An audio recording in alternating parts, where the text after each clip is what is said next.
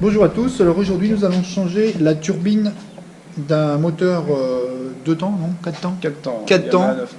C'est une opération préconisée par les professionnels qui se fait à peu près tous les combien d'heures 3 ans ou 300 heures. Ouais. Bon, Sur les petits moteurs comme ça, souvent ça va être plus 3 ans, parce que les heures sont très difficilement jaugeables sur ces moteurs-là. Après, on peut juste se contrôler, surtout au niveau du témoin d'eau aussi. À être moins franc ou que l'eau de la piscine commence à être un peu plus chaude, c'est qu'il est souvent temps de la changer.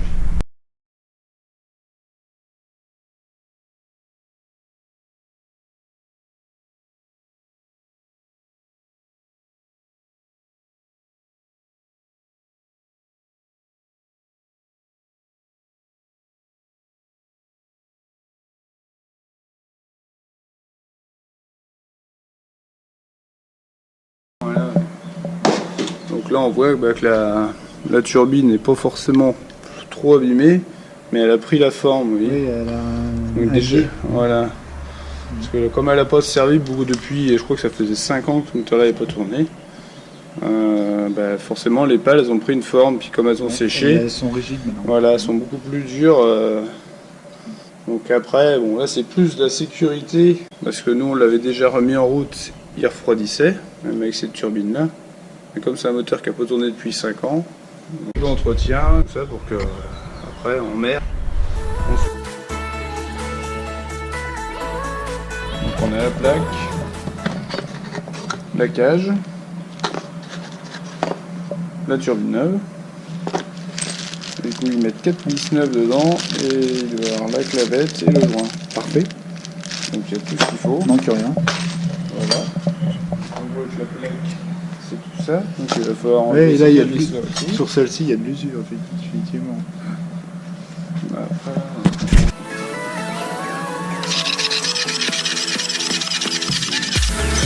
oui. Et puis là-dessus, comme c'est une partie qui est immergée, je crois que ce moteur en plus il était en chaise avant. Donc, et dès que ça se met au milieu, du coup ça va user la cage et puis ça va. Sur ce modèle, la clavette, elle n'est pas séparée, elle est intégrée dans la tige. Ah non, elle est séparée, il va falloir le retirer. De toute façon, il va falloir pour pouvoir sortir la cage. Voilà. Mais la petite clavette, de toute façon il y en a une neuve dans le kit souvent. On va la laisser là pour l'instant. Donc, on enlève la plaque. Voilà. Maintenant, ça va être pareil, un peu de nettoyage. On fait tout ce qui est sur le porté. Après là ça reste.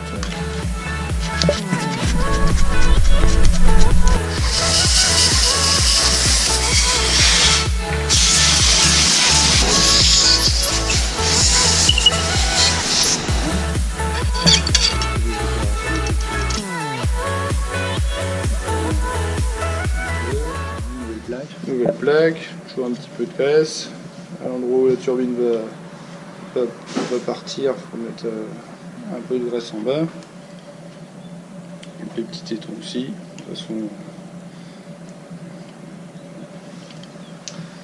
là, au niveau du nouveau kit,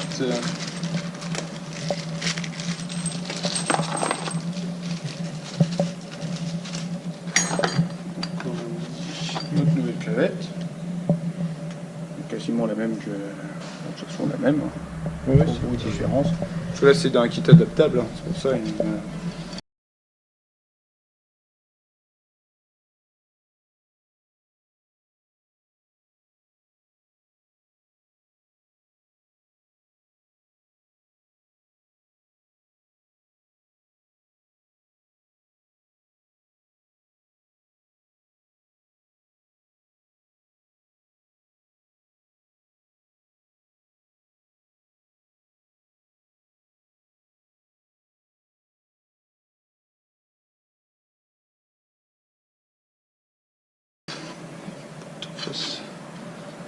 Voilà.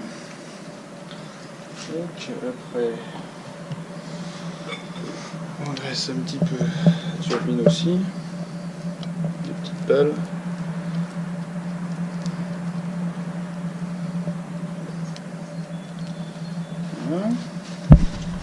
On va s'occuper de la cage maintenant.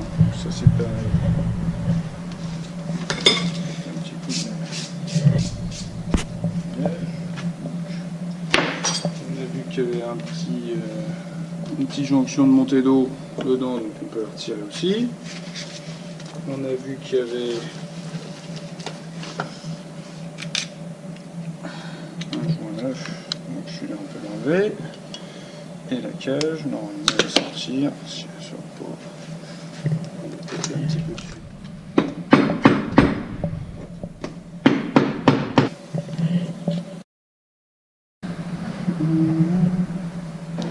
Donc là, on refait le remontage. Voilà, du coup on a remis la cage en place. Pour remettre la turbine, il suffit de tourner un petit peu, bien graisser les joints, tout ça, pour qu'au premier démarrage, le temps que l'eau monte dedans et qu'il n'y ait pas de surprise, ne pas abîmer non plus la turbine. Pour les joints, il n'y a pas de détrompeur là sur cela, sur cette cage. Non, sur la cage, il y a un petit ergot qu'il faut Oui. mettre en place. Donc on le démonte, on le voit. Sur l'ancienne cage, on peut le voir, il est ici. C'est le petit ergot qui est ici, qui a un petit logement pour que la montée d'eau soit au bon endroit en fait, dans l'aspiration de la cage. Donc il y a juste ça à remettre en place. De toute façon, s'il n'est pas bien mis, la cage va pas se mettre bien en place. Puis au montage, donc là, on fournit 4 vis. Du coup, les 2 autres vis, on va mettre un petit coup de brosse, un petit coup de presse. Voilà. Voilà. On récupère les petites plaques. Enfin, un petit coup de brosse. Qui est là. Ici. Hop, les 4 vis.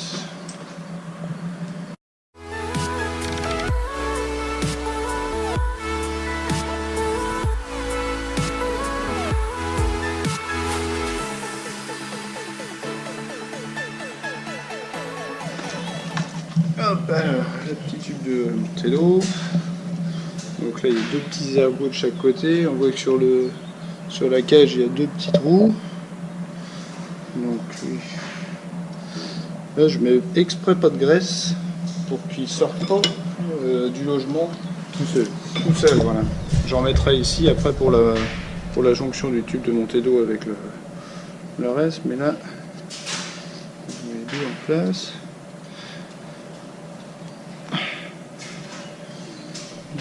S'il veut bien, il va finir dedans.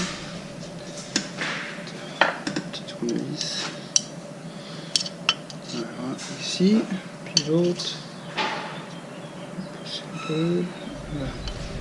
Voilà, comme ça, les 2 petits ergots, ils sont dans les logements. On est bien. Ça, pareil, faire bien attention, surtout quand il y a des petites choses comme ça, parce que c'est quand même ce qui fait l'accouplement avec le tube de montée d'eau. Oui. Donc s'il y a un problème, s'il a un petit peu de C'est la travers, perte, oui, c'est pas bon. même au remontage, s'il a un peu de travers, il va peut-être se mettre comme ça. Il faut bien le mettre en place pour qu'il soit bien droit. Après pareil, avant le remontage, on va le presser un petit peu pour que pareil, l'accouplement avec le tube se fasse le mieux possible, que ça glisse bien, qu'il n'ait pas se mettre de travers. Hop, dès qu'il y a des petites tiges filetées, on met un peu de graisse. Ici il va y avoir des ergots, on peut mettre un peu de graisse aussi. Et puis avant de remonter, toujours mettre de la graisse sur les cannelures de l'arme. Pareil, ça peut faciliter aussi le démontage. Il y a certaines marques qui ont des alliages d'inox qui ne sont pas forcément aussi bons que d'autres. Et qui rouillent. Alors un peu plus ancien. Donc ça c'est des choses qu'on a vues. Donc avant le remontage, on vérifie Alors, regardez l'état général à l'intérieur, regardez le tube d'eau s'il est propre, s'il n'y a rien dedans. On va mettre un petit coup de brosse pour enlever les saletés superflues. Et puis après, un petit coup de graisse encore sur les petits ergots.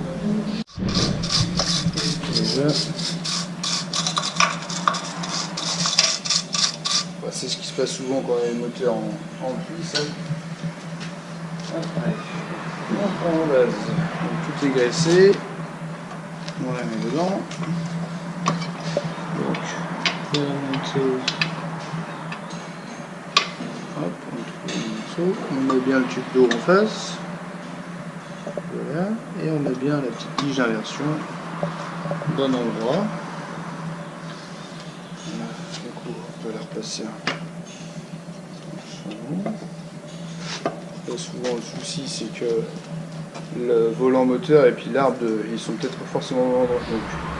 Donc mettre en base embrayé avant de le démonter c'est pratique, parce que comme ça quand après on tourne le volant, l'hélice, on fait tourner l'arbre et du coup il va se mettre même il va s'enclencher dans le volant moteur.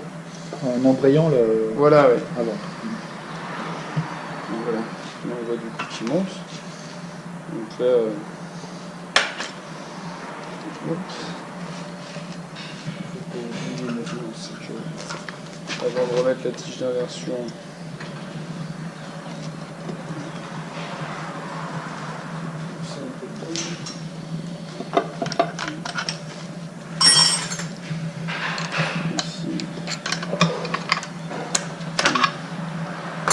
a notre contre-écrou à remettre.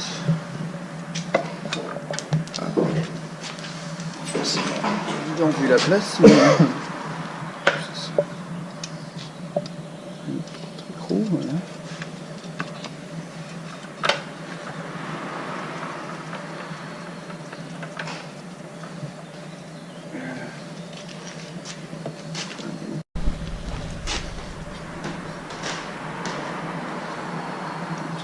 Sur 2-0.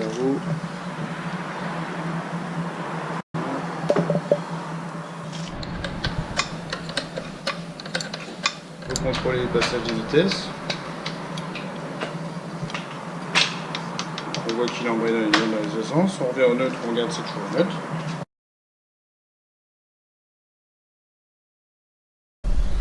Revenir sur notre petit accouplement.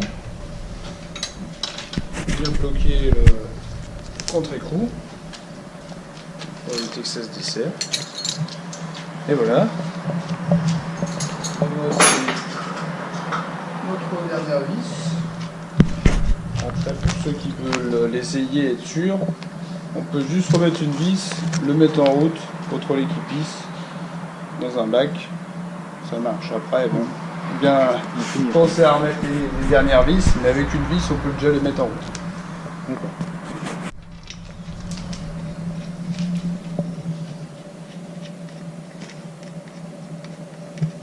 Bon ben on remercie Arnaud là, de DM Plaisance pour nous avoir montré le démontage et le remontage de la turbine. Et puis donc ben, si vous ne sentez pas de taille pour faire le travail, n'hésitez pas et il vous recevra avec plaisir.